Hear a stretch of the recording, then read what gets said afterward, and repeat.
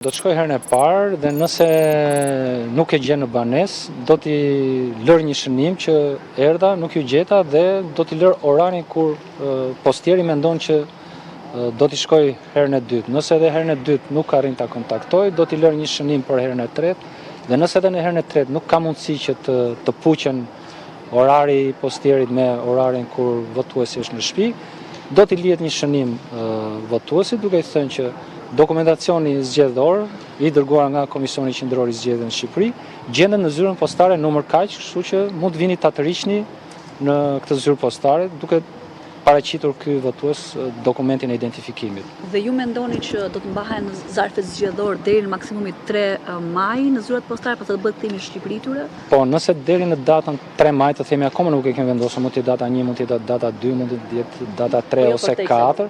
Po jo për te një date të tillë, pasi do duhet të llogarismë edhe kohën që duhet për të kthyer mbrapsht zarfi në Shqipëri.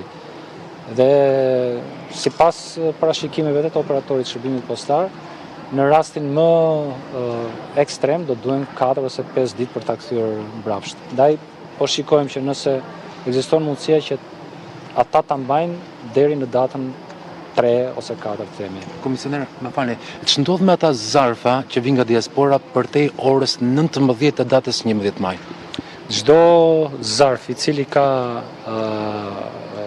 në vulën e hyrjes që i vendoset në momentin kur hyn në territorin e Republikës Shqipërisë, ka një orë mbas edhe mbas datës 11 maj dhe mbas orës 19:00, nuk i nënshtrohet procesit të vlerësimit dhe të numërimit.